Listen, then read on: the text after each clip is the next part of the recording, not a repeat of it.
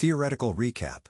A function in Python is a reusable, named block of code that performs a specific task. You define it once using the def keyword, and call it as many times as needed throughout your script. Functions can accept parameters, inputs, and return values, outputs, using the return statement. This makes your code modular, readable, and easier to maintain, essential qualities in a security automation context where scripts are often reused across different targets and scenarios. A common mental model. Think of a function as a machine. You feed it raw material, arguments, it processes it, and it outputs a result. For example, def $n.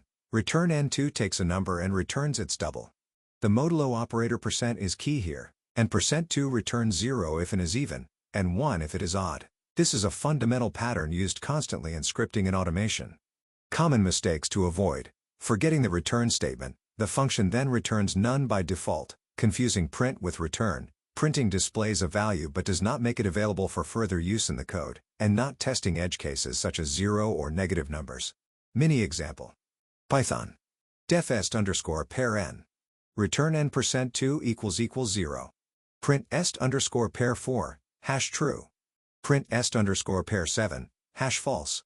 This pattern, a function that returns a boolean, is a building block for filtering, branching, and automating decisions in security scripts. Workshop brief.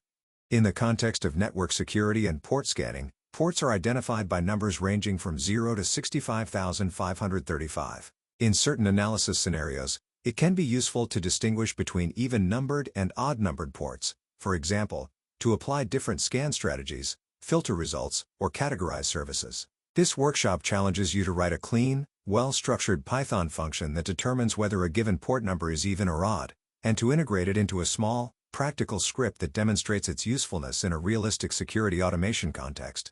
Your first task is to define a function called est_pair port that accepts a single integer argument representing a port number, and returns true if the port number is even, false if it is odd. The function must use a return statement, not a print comma, so that its result can be reused programmatically elsewhere in your code. Pay close attention to this distinction. It is one of the most frequent sources of confusion when learning to write functions.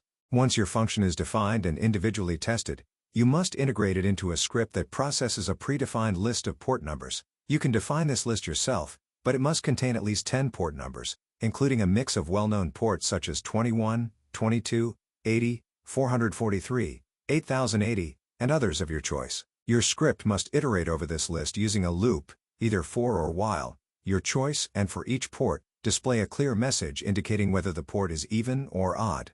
For example, port 80, even, or port 443, odd. The output must be clean, readable, and formatted consistently. As a further step, extend your script to count and display the total number of even ports and odd ports found in the list. This requires using variables to accumulate counts across loop iterations, a pattern you have already practiced in previous workshops. Make sure your final output clearly summarizes these totals at the end of the script's execution. Finally, reflect on the practical relevance of this kind of function in a DevSecOps or pen testing workflow. Add a comment block at the top of your script, using hash, briefly explaining in your own words how a function like est_pair port could be useful in a real security automation tool. For example, in a port scanner, a firewall rule generator, or a network audit script. This is not a throwaway step. The ability to connect technical implementations to professional use cases is a core competency for a cybersecurity specialist. You have 2 hours to complete this workshop. You must submit your solution, a single .py file, before the deadline expires. Work at your own pace, but be mindful of the time. You are fully allowed to consult the previous chapters of the course, your own notes, and any internet resources you find useful, official Python documentation, forums, etc. You may also seek help from peers or instructors, but the final code you submit must be your own work and reflect your personal understanding.